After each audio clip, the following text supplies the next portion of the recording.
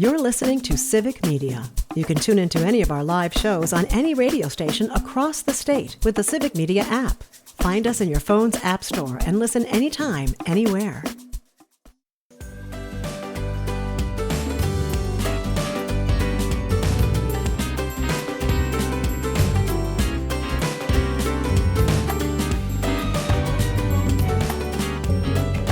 Live across Wisconsin on Civic Media. You're listening to Mornings with Pat Kreitlow, powered by Up North News. Now, from our Lake Wissota studio, here is the founding editor of Up North News, Pat Kreitlow. Hey, good morning. It is 7:06. Nice to have you back here up north on this Tuesday morning, October 14th. Still ahead, we will be talking to Jim Paine, the mayor of Superior. There's been a little bit of chatter about Superior Days, which is a big lobbying effort by folks up in far northwest Wisconsin who go all the way down to Madison and visit with not just their state legislators, but legislators from all around the state to say, hey, don't forget about us up north. And here are some of our priorities and things that we hope you can support. And there may be some that think that after 40 years, what was once a novel idea has kind of run its course. Does the mayor of Superior agree with that? We'll ask him coming up at the bottom of this hour. We'll be talking to Dan Hagan from Newswatch 12, WJFW TV in Rhinelander, and we will be talking to James Kelly from Civic Media from the newsroom in Chippewa Falls about stories that he's following. And Parker Olson is producing things down in Madison Studio A2. And as always, we invite you to join us with your questions or comments. Or recipes. It's National Dessert Day, so we're happy to find out what you really like. You can also ring us up at 855-75-CIVIC, 855-752-4842. You can use the text feature on the Civic Media app. You can also use the voice note feature on the Civic Media app to leave us a little voice message as well. Wisconsin is waking up today with news, Parker, that the Milwaukee Brewers ran into an absolute buzzsaw in Dodgers pitcher Blake Snell, who, except for one little blip, was coming really close to pitching a perfect game and did face the minimum number of batters through 8 innings, which hasn't happened since Don Larson pitched a perfect game in the World Series for the Yankees in 1956. This guy was just that good. He put the pitches right where he wanted them, and the Brewer batters, probably the better word here, could not solve it. And like you were saying, it was, again, you don't like to see a pitcher's duel if you're looking for action in a baseball game, but if you're a bit of a purist for a second, you can appreciate what kind of a game this guy threw. It was fun to watch. I hate that he doesn't play for us. He's one of those guys. Yeah, he is. Now the Brewers did put up a threat in the 9th inning, got the bases loaded, scored 1 run, but the Dodgers had already scored 2, unfortunately. And so 2-1 was the final. So the Dodgers go up 1-0 in the best of 7 National League Championship Series, which resumes this evening at American Family Field. Pregame coverage for Game 2 starts at 6:30 on several Civic Media radio stations. Freddie Peralta will take to the mound. And if the Dodgers announce their starter, I don't have it in front of me, but here's the point. His name is not Blake Snell. Thank you. So we're good. Fernando Valenzuela has passed away, so he's not getting up there on the mound for them. I believe Clayton Kershaw. Is he is he in the bullpen? Is he? I don't know what he's doing right now, but he is still with them. He might be starting for all I know. I'm looking right now to see. All right. Well, while you do that, I'll tell you that Rob says good morning from Tigerton. It's partly cloudy and 45 degrees. We've got a very beautiful sunrise, he said. Yesterday, I picked up a mowing job. It was 72 in Tigerton after the sun came out yesterday afternoon. He said, today I got paperwork from the state to do so that I can get it faxed in on Wednesday. In case you're ever wondering who still uses a fax machine, I'll tell you who. The State Department of Revenue still does. There was once upon a time, we're now going back 20 some years, right before my time in the legislature. And for a short time, we had somebody come in and clean the house. We had 2 kids at the time. We both had busy jobs, and we thought, well, let's give this a try. So for a while, we had a wonderful person who came in. And of course, us being a couple of firstborns, And me thinking about maybe, first off, I was already a TV anchor, and I thought, well, what if I ever run for election or something? So he wanted to do this by the book. And so this was not a, cash under the table kind of thing. It was, I went through all the paperwork to get a, whatever it was called at the time, a business identification number or something, and follow all the steps that any business would to make sure that you're paying somebody, but you're also paying your share of like the payroll taxes or whatever. And that experience helped me understand how people become Republicans, how they become, small government conservatives that want to, blow up the whole system and put your income tax form on a postcard. Now, I happen to know and still appreciate that life is not that simple, and that you actually need to have these kinds of rules and standards for a reason. But it's also why I'm the first person to say, these rules and standards and things, they should be examined every so often so that a small business operator doesn't just throw up their hands and go, I give up. I'm just not even going to try to follow the rules, because it was the most Byzantine thing I've ever had to deal with. You can't get a live body if you need help. Now, again, I'm talking 15 plus years ago, so Sure. things might be different now. Now you can have an AI chatbot help. Yeah. So, right. So when Rob says he's doing paperwork from the state today for his lawn mowing, Rob, I hope it's going well. I wish you all the luck in the world, because I've been in your shoes, and it is not easy to play by the rules. It ultimately is the better thing to do, but boy, sometimes they do not make it easy to be a small business person nowadays.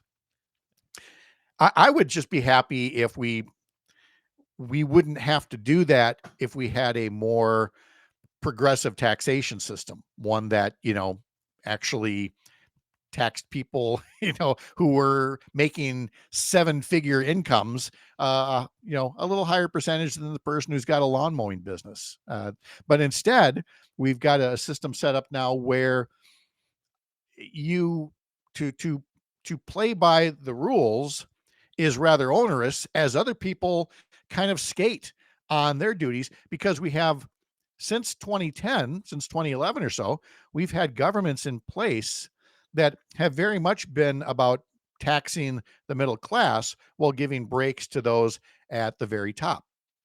And the latest example of that can be seen in Milwaukee now, where the mayor is proposing raising what's called the wheel tax. And he wants to raise that fee to $40, which would generate an additional $2.5 million in revenue. It is not a wheel tax like taxing, the tires on your car. It's a vehicle fee, and it is currently on top of the state registration cost, which is $85 to get your tabs for your license plate, and then plus whatever it is that you pay at the local level. Well, as of 2025, that's now 51 different municipalities and 14 different counties.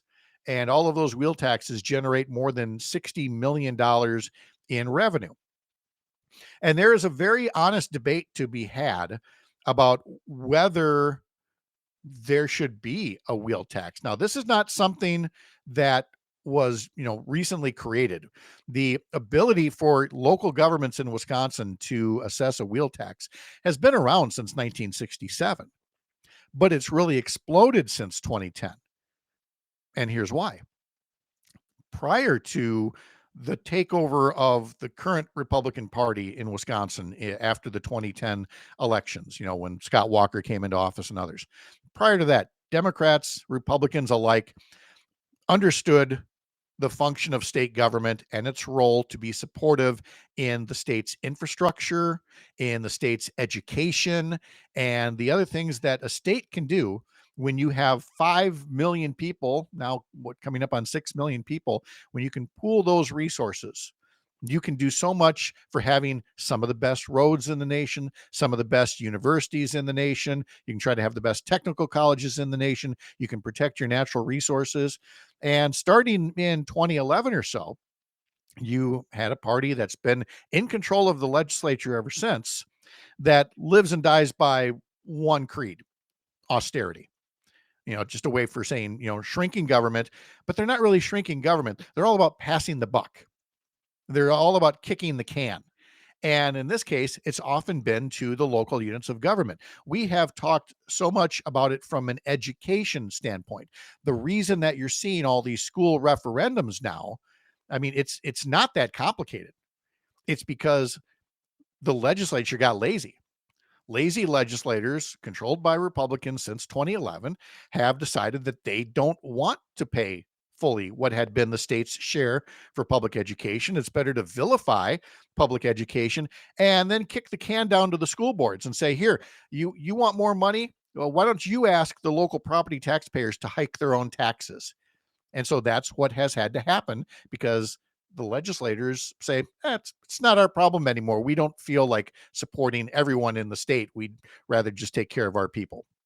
Similarly, for local municipal governments, it's also been a case of, you guys can go to referendum if you want more money, or better yet, you've got this ability to levy a wheel tax. So you guys go ahead and you take the heat for jacking up costs for people who operate cars.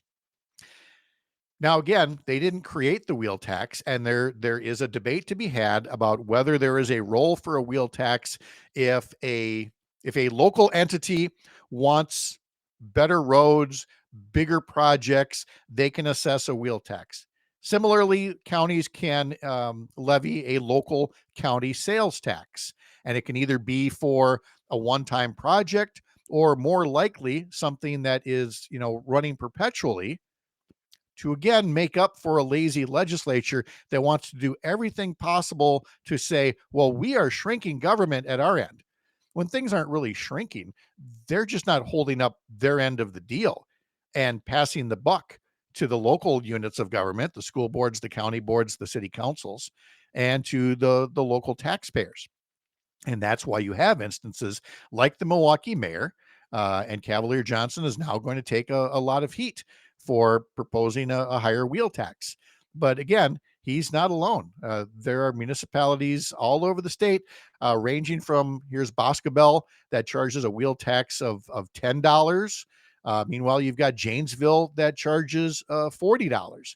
And all kinds of numbers in between on all these different municipalities and counties that do this. When the right answer would be for a state legislature that collects income taxes which are more progressive. The wealthier you are, you pay a higher percentage than somebody who's, a factory worker or a teacher or a firefighter, and then be able to divvy that out rather than saying, well, the wheel tax that somebody pays for their old beater is the same wheel tax as somebody pays for, their brand new convertible. And good luck to you on that. We frankly deserve better than that. But for now, we have the system that we have. And that's why you have the mayor proposing his wheel tax. And in a little bit, we're going to talk to Superior Mayor Jim Paine about, the budget situation up there. And we're also going to talk about Superior Days, the lobbying effort down in Madison, where folks from Northwest Wisconsin go on down there and talk about the ways that the state budget does or does not take care of priorities in our state. All right. Well, again, we've mentioned that the Brewers fall to the Dodgers 2-1, and Game 2 will be coming up this evening, 6:30. Pregame coverage begins on stations in Richland Center, Oshkosh, Racine, Park Falls, and Hayward. Some folks are going to have a local break coming up. Others are going to stick around while we talk to Dan Hagan from Newswatch 12, and we're going to talk a little hunting when we come back. And Superior Mayor Jim Paine in about 15 minutes. From North America up north, live from Lake Wissota. Thanks for participating and part of your mornings. I'm Patrick. So this is the Civic Media Radio Network.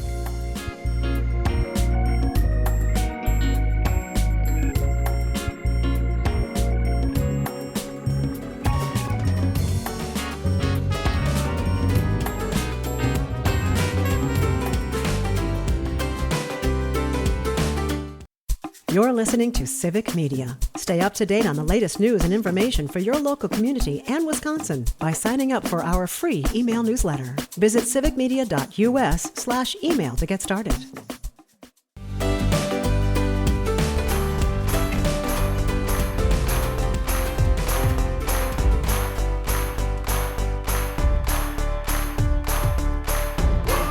Welcome back. It's a Tuesday morning. It's October 14th, and so nice to have our friend Dan Hagan back from Newswatch 12, WJFW in Rhinelander. Welcome back, Dan. How are you? Yeah, I'm doing pretty well. Wish the Brewers would have won last night, but Yep. let's even up the series tonight. Yeah. Last week you were out hunting. How did that go? It did not. I mean, it's like fishing. You can't Yes. expect to get something every single time. But Yes. so it was fun in that sense. But this buck is eluding me. But I made a move yesterday. I bought some designated hunting clothes that I'm gonna wash with special detergent that has no scent on it, Oh. because I had this doe hanging around me for the longest time, but it just wouldn't get close, and it seemed kind of jumpy. So I think it's because of my scent. So I'm gonna try that, and hopefully this buck that's been on my trail cam finally goes in front of me for a midday snack. I always wonder about that, the whole smelling and the sounds that are made. Now I have personal history with that because my dad, God rest his soul, was not the world's most patient person, and with both fishing and hunting, apparently his firstborn son talked too much, and so was not always welcome on these trips. But I'm like, people talk in their boats all the time, and the fish are still there. The fish are still hungry, but deer especially, I suppose, are a bit more. People get into this scent, and there's all kinds of things people try to do to have no scent or to have a scent that attracts. And I don't know. I guess I don't know that the science is conclusive because otherwise everybody would have success every time. But you got to try what you can try, right?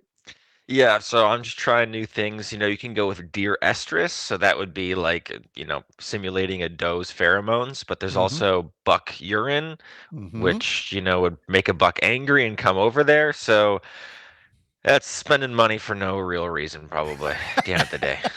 but at the end, if it's an activity that you enjoy, that's what you do. And I was telling Dan over the break that my two older grandsons, who have lived in Idaho, were back in Idaho this week, and each got a very large deer. These aren't these little tiny Wisconsin whitetails. These are big old like mule deer or something. I mean, just the antler rack on these things are enormous, and both the 11-year-old and the 19-year-old got them. And in the case of the 11-year-old, got his from 300 yards away, Oh my Ooh. gosh. What a which is shot. a great shot. But I'm also like, did you have a howitzer? What is it Yeah. that he was using for that? But their dad is a hunting guide. So Okay. I should not really be all that surprised. But the other thing I showed you in the picture, I'm not sure if you picked up on it right away, all kinds of snow because they're up in the mountains of Idaho, and yeah, they are snow covered already. Yay. This is controversial, Pat, but I'm thinking snow right now. I want snow to ski. I'm sure many Oh of the yeah. viewers No, there are. are people that are ready for winter recreation. Yeah. Absolutely. Snow before Halloween is not on the docket for me. I still have PTSD from snow on Halloween, but that's a 1991 thing that we'll cover another time. What else has kept you busy besides the hunting here? I did a half marathon this weekend, the Three Eagle Half Marathon. So that was from Eagle River to Three Lakes. Wow. Did it in an hour 43, so I was pretty proud of that. Hoping to Yeah. get 2 hours. But I do want to mention the story of the week, Okay. and that is a 10-year-old from Phillips, Wisconsin. His name is Colton Goal, and he won the national mullets competition in the kids division. Yes. So he has a beautiful flowing mullet. He's been working on it for years, and it came down to like I think 30 people. He raised more than $3,500 for the Wounded Warriors program, and he got enough votes, so he's taken home $10,000. So Wow. congratulations, also known as the Coltonator. The Coltonator. Because if you have a mullet, you need a good nickname. Yeah, Oh, that's right. absolutely. That's awesome. I mean, have you ever had one, Dan? I have not had a mullet. I wasn't alive in the 80s. So Pat, maybe you can attest to that. I cannot. I had what's called the big '80s hair, where it's just the volume was insane. It's the exact same hairstyle, but there's just so much more of it. That you got it cut like once every couple months or so, and even then it just grew like a weed. But no, not necessarily a mullet per se. And I'm not sure how prevalent you find mullets these days, except for like contests. How I many know people one aren't person. wearing them unironically, put it that way. Yeah, I know one person with a mullet, and he Mhm. bowls. He's in my bowling league. That's awesome. What do I Yeah. always say? There wouldn't be stereotypes if some people didn't insist on living up to them. And that's exactly where we find ourselves these days. So, that's good. So there it is, right at the top at WJFW.com. Is Phillips Boy recounts his exciting national mullet competition victory, and that boys and girls, that is a fine looking mullet right there. Good for him. Didn't the That's Brewers right. have a mullet thing like 2 or 3 years ago? Wasn't there like a summer of the mullet on the Brewers? Oh, probably. Yeah. Oh, Yep. Yep. Let's see what else we got going on here. You had the Cronin Water Fire Department had an open house day for the community. You had the Neighbors Place holding their annual Empty Bowls fundraiser. Nicolay College hosts their Indigenous Peoples Day celebration. So Mayor Doug Din- Mayor Doug Dinney in Wausau. You remember the ballot box escapade? Oh yes, yes. Yep. Yep. So he's finally going in front of the ethics board of the city for that when he removed that unilaterally. Yeah. And so I believe, has he met with the ethics board? I think, did that just happen? Yeah, so on Friday he went in front of the ethics board. The hearing took the entire day. Multiple people testified, including the mayor, and so they are going to make a determination soon on whether he violated the ethics code of conduct. All right, so there we go. So we'll follow that up with you, and of course with our friend Chad Holmes at 98.9 WXCO as well. We'll talk to him about that tomorrow in our 8 o'clock hour. But again, for all the details of what else is happening in the Northwoods, you can tune into Newswatch 12 WJFW, where you will find Dan Hagan at WJFW.com. Fresh off his half marathon, which only is going to empower him for more pickleball. Still ahead as well. That's right. And I'm going to be showing you a buck picture next Tuesday. You can count on it. Excellent. There All we right. go. Good luck. Thank you, Dan. Have a great Thank day. All right. Superior Mayor Jim Paine on the way. I'm Pat Kreitlow. This is the Civic Media Radio Network.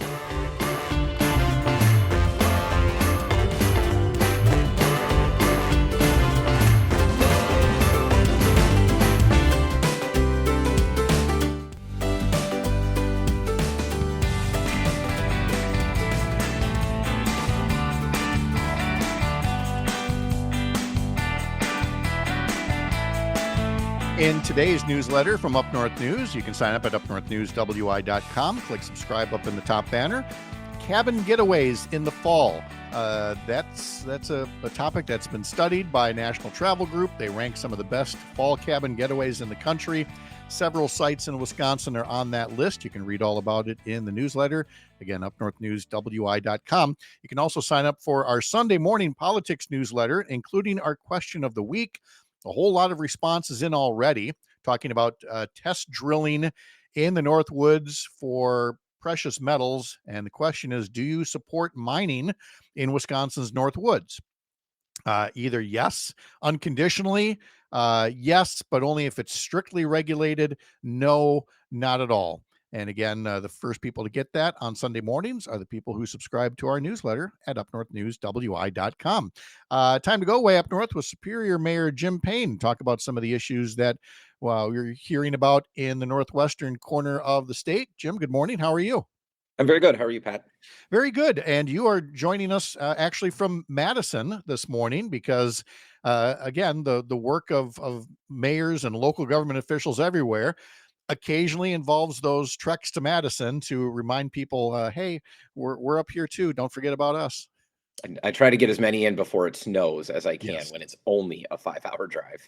Yeah, only at that point. And I recall, some of the legislators that I served with. I know one who regularly flew, but others who would make that long drive. And you hear a lot of books on tape, or that's true. Yeah. or if you've got the hands-free device, you can make a lot of calls. But those are some long trips, absolutely. And we're gonna, in fact, let's start with the Superior Days, which is kind of an annual lobbying trek from the Superior area down to the state capitol. And it's been going on for, I believe, 41 years now.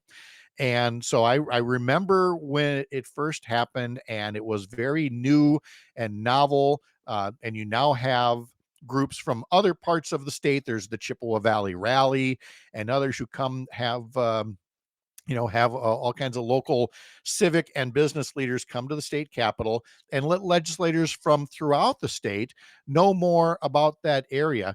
Is it something that is still, A, is it still happening with regularity? And B, do you continue to see value in it? Yes, it still happens every single year in the springtime. Most of the time as early as February, but we've experimented with some other times.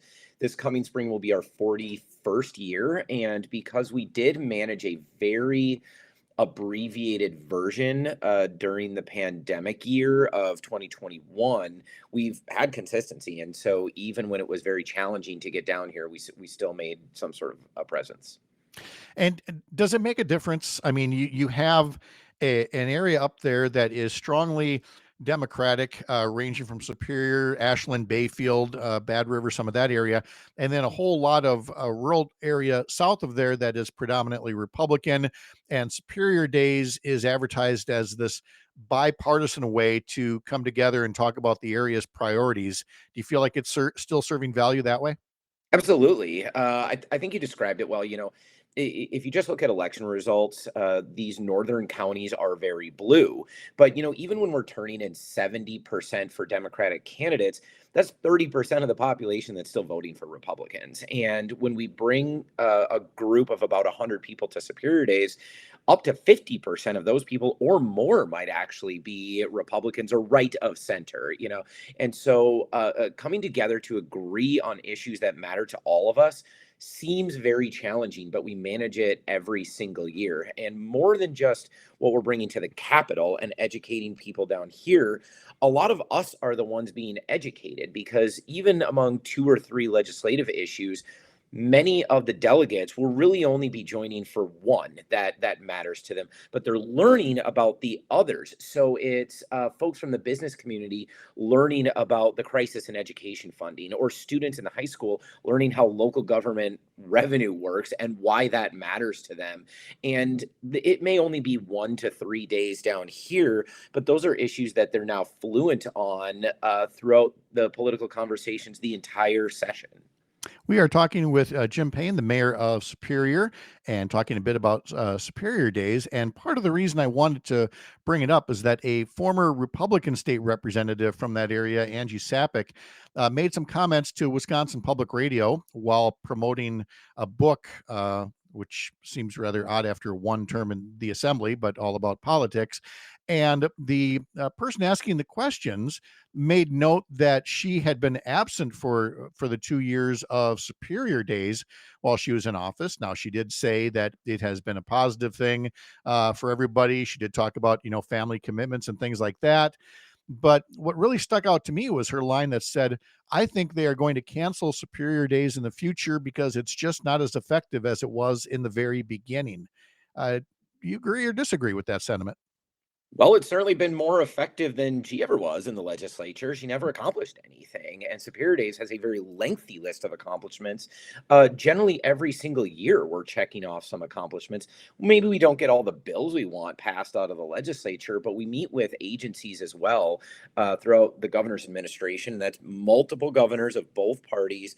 But really, she wouldn't know the effectiveness of Superior Days. She has never been. She's never been to a single meeting about it up north or down in Madison, where we're having the conversations, not just with legislators, but with each other about what matters to us and how we can make a better community. So we're explaining to Madison how they can help us, but we're also meeting amongst ourselves. This is leaders and citizens from across the north, but especially Superior and Douglas County, talking about how we can improve our own communities. We gather in one space and do the work of politics together, which is the only way it's ever gotten done. So it was pretty offensive to hear somebody that thought of herself as one of our representatives that refused to represent us, that refused to even have conversations about what actually mattered to the people she was supposed to be representing. Yeah, I also took issue with another line from the interview where she talked about the gerrymandering of the lines back and forth. The lines weren't gerrymandered back and forth. They were gerrymandered once to remove all Democratic representation from a heavily Democratic area. And then with the fair maps, once again, you had Democratic representation from the area. So I just felt a need to correct on the record. Gerrymandering while both parties have done it over history, in this particular case, it was done one way and finally undone to make things, shall we say, a bit more representative for Northwest Wisconsin. I mean, at least fair, the way the 73rd Assembly District, that's one we're talking about, was drawn, it was the textbook actual definition of gerrymandering. It looked like a salamander and it looked like a giant monster, and it had the effect it was intended to have. When Angie Sapek was elected, you saw this very strange thing happen in the actual turnout. The closer you got to her actual home where she lived, the worse she performed. She had to pick up votes from as far away as possible from people that didn't actually know her and only voted on a purely partisan basis. She could have never won an election when there was an actual opponent and people actually knew the candidates. We're talking to Superior Mayor Jim Paine. We were speaking earlier about wheel taxes in the state and how some municipalities have felt the need to either adopt one or increase one, and all of the other funding challenges that come with local units of government. We're getting to that time of year. Where are things for the city of Superior and the budget that you're hoping to have adopted for the next year, and how that might have been impacted by things like the new state budget that recently passed? I just released my budget this last week, and it does propose a minor levy decrease. It's actually not that minor. It comes out to 1.55%, which won't make a huge difference for people, but it won't be raising their city tax bills. Now, they still have a pretty significant tax levy and likely an increasing one from the school district because this last budget continued to fail to fix the school funding formula. And so the state is not adequately funding our schools, which means that taxpayers are. Now, as a mayor, I don't have a lot of control over that except through vehicles like Superior Days, but I didn't want us to be part of the problem. So our levy will go down even while we're continuing to make increased investments in public safety and infrastructure. And you're also working on, and we've spoken before about Connect Superior, and again, setting up a unique project that includes public investment in infrastructure for telecommunications so that private industries can come in and better serve the residents of Superior. We spoke last time about the ongoing construction and expansion of that network. Let's talk for a minute about, who's actually going to be using the network, the prospect for competition, because if I saw correctly, you've got a new company that is looking to provide services on that network. Yeah, that's right. There's actually been significant expansion since the last time we talked about it. First, we entered an entire new neighborhood. A large part of Superior's North End is now lit up and can be connected to Connect Superior. But yeah, Norvado is joining the network. We just signed the agreement last week, and it's a well-established internet service provider, but they also provide things like phone and cable TV service. So for those folks that wanted to get off of Charter but were relying on these other services beyond just connecting to the internet, they now have another option. So we're not just adding more people to the market, it's expanding the market itself. You can now purchase more services from Connect Superior. So we expect it to continue to grow pretty rapidly. And in case I glossed it over too much, if people didn't hear our last conversation and they wonder, why are we talking about Superior? Because this is something you might want to adopt in your own hometown. Can you briefly give the overview of what Connect Superior is and how it's different from anything else that has been tried in Wisconsin so far? Yeah, the legislature several years ago made it very, very difficult, next to impossible, for municipalities to create their own internet networks because they wanted to protect private monopolies. We got around that by only building the network. We don't sell the internet to anybody. We just own the wires themselves, that fiber that connects to your house. Then that creates an actual, like a super highway that internet service providers can all operate on. And so as a customer, I'm a customer. I can go online. I can choose from any of the now 3 providers and any of the packages that they offer with a single click of a button. I don't give a credit card. I don't put a ton of information down, and I am just connected almost immediately, and I can change just as easily. So it's the private sector competing on public infrastructure, which is, I think, the best relationship between it gives you the competition and the innovation that the private sector can provide with the public security of public infrastructure. Right, and the the more reliable service that can come when it's the public that owns the infrastructure itself. And that takes us finally briefly to the water utility. We've talked before about Superior has the only privately owned water utility in the state. You recently started the process of having a consultant study whether city taxpayers should once again own their own water utility. Is that process underway now? It is, yeah. We've had the first meeting on it, and it's developing very quickly. I think a lot of people are alarmed to see the Minnesota Public Utilities Commission has authorized the sale of our water, our utility, to a private international corporation, BlackRock. So we are still the only place on Lake Superior where that water is sold at profit, which is historically treated as something you do not do with Great Lakes water. Well, that's happening in Superior, Wisconsin. We're the only people in Wisconsin that don't own our own water. Now, we're also exploring the electric and gas utilities as well. So we're underway. So consultant looking into that, and we'll get updates from Superior Mayor Jim Paine. Mayor, thank you very much. Appreciate it. Have a great day. Thank you. And safe travels back up from Madison as well. We'll keep things rolling here in our 8 o'clock hour with Cam Stevenson from Courier Newsroom and Dan Schaefer from the Recombobulation Area. I'm Pat Kreitlow. This is the Civic Media Radio Network.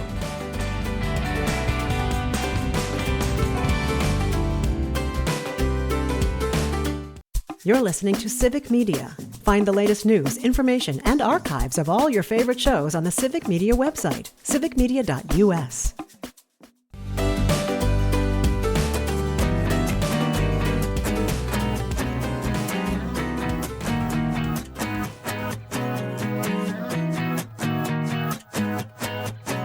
What a range in temperatures we have this morning. It ranges from 30 degrees up there in Superior to near 60 degrees in the southeastern corner of the state. We've got 46 in Oshkosh, 48 right now in La Crosse, 46 in Amory, 48 degrees in the Chippewa Valley, including Chippewa Falls, where we find James Kelly from Civic Media covering stories for the Civic Media Newsroom from downtown Chippewa Falls. James, how are you? I'm good. A little sad that we're to the days where I'm coming into the office in almost pitch black darkness. I know. It was so much nicer the other 4 or 5 months when we had some daylight on either side of the workday. But it's the deal we make. We don't have to put up with some of the I'm trying to think of all the things down south, like cockroaches as big as your shoe and other wildlife that can't make it up here. It's those hardy Midwestern winters that keep us from that. Yeah, we're getting rid of the mosquitoes. Trying so hard to look at the bright side of this, of having snow in the not too distant future, and the darkness that comes with it. Anyway, James has his Brewers cap on rather than the team of his hometown previously, because they ain't playing baseball anymore. No, so they're not. Welcome back on the bandwagon. And unlike a lot of us, James has watched enough baseball. And I promise we'll get to news. This isn't another sports segment. But listen, if you want to talk about baseball all day, I'm here. I was going to say, James says he's actually watched and paid a lot of attention to Blake Snell, the Dodgers pitcher, and was not surprised to see just how very good he was. Yeah, that's true. He has unbelievable stuff. You forget he won a couple Cy Youngs. 2 Cy Young. Something I did not really know till last night. Did not really pay attention to that. And I like the way you said it over the break. You could watch baseball for another 10,000 years and not see a double play like that one last night. That was everybody that photo of Sal Frelick looking just, what the heck just happened? So confused. I can't believe the umpire called that like off the wall correctly. Like that's an unbelievable call in that situation. Yes, it was wild as we all tried to make sense of it, and it was super cool that way. So anyway, James is here to cover some of the other news for us, and that includes a new transfer agreement between UW-Eau Claire and Chippewa Valley Technical College. And this is something that's been a statewide Wisconsin issue for decades, literally, is that rather than being possessive, very protective of your turf, is that you look for ways to actually cooperate when students want to go between these institutions. Yeah, so Chippewa Valley Technical College is a great way for students, especially students who maybe don't want to pay the big tuition money to UW system in those first 2 years, to kind of make that transfer between here, I'll get my associate's degree. It's a little more affordable. It's closer to home. We can save money there. And then if you want to continue to go on to get your bachelor's in business through this new agreement, you can do that. And you can guarantee all 60 credits from that associate degree are going to transfer over. One of those kind of minor annoying issues with transferring schools is that sometimes you find out like, okay, well, my language requirement didn't really transfer over and my math requirement didn't really transfer over. So you find yourself in a new college saying, well, I now have to go take all these gen eds again. And now I'm spending extra money on these credits that are not in my major. And, this is just a good overall deal. And there's also going to be a handful of $2,000 scholarships available for students transferring. This is this literally spans generations now of, is this redundant that you can take these classes literally in Eau Claire across the street from each other, the technical college and the UW campus, or should you just be taking the one classes at one and the trades and things like that in the other? And obviously there's a lot more to a well-rounded education. And so it's nice to see this development of a better transfer agreement for business students between UW Eau Claire and Chippewa Valley Technical College. Let's head west over to St. Croix County now, where the Economic Development Corporation has an annual event going on. Yeah, they've opened up their nominations for their Business of the Year awards for 2025. There's 5 categories. It's small, large, the nonprofit, the County Impact Award, and the Emerging Business of the Year. So this is a great opportunity for local residents to get their favorite businesses up for this award. There's going to be a banquet in February. Businesses can also nominate themselves if they feel so inclined to pat their own back. And the nominations are going to be open until December 2nd. Okay. And then finally, let's talk about a nonprofit that has worked with adaptive recreational sports and the ways that they're getting that done. Yeah, so this Northland Adaptive Recreation Group, they have one major fundraiser every year. It's called the Shoot for Fun event, and they had their 3rd largest fundraising efforts in their 27 years of doing that this year. They raised $107,000, which is huge because their big thing is kind of setting up athletes with disabilities, residents with disabilities, with the equipment they need to participate in sports like cycling or archery, rowing, whatever. That equipment is pretty expensive. It can run from $10,000 to $30,000. So having this big fundraiser where you bring in over $100,000 is going to help a lot of people. They serve over 350 residents across the Northland. Wow, that is extremely impressive. So this is these are things that James Kelly is following through our Chippewa Valley newsroom. You can get the updates at 93.5 The Tap. That's also on the the Civic Media app, where you can also see current headlines, weather, upcoming local sports. You can go right to the station's website, thetap.fm, to learn more about that, because I feel like we've only scratched the surface of what's on your workday today, James. Oh, yeah, there's quite a few things. I try to avoid the things that I know you're going to cover. It's a teamwork effort, Pat. Teamwork makes the dream work. Exactly. Thank you, James. Appreciate it very much. Thanks, guys. All right. Have a great day. And I wanted to take note of a comment that was on the text line here. It was from Dave in New Berlin, who noted that Civic Media has changed formats with its station in the Milwaukee area to an all news format, which we're quite supportive of, because again, local radio is the best kind of radio that there is. We are thrilled to have a statewide show, and the fact that it's not only statewide on some of the stations of the Civic Media Radio Network, but if you live in one of those areas and want to catch the show, but you can't get it over radio, you can still get us through the Civic Media app or Facebook or YouTube. And Dave from New Berlin writes in that he just found us on YouTube. So we appreciate that very much, Dave. Thank you for now watching as well as listening. Cam Stevenson standing by. Coming up next from Washington, D.C., I'm Pat Kreitlow. This is the Civic Media Radio Network.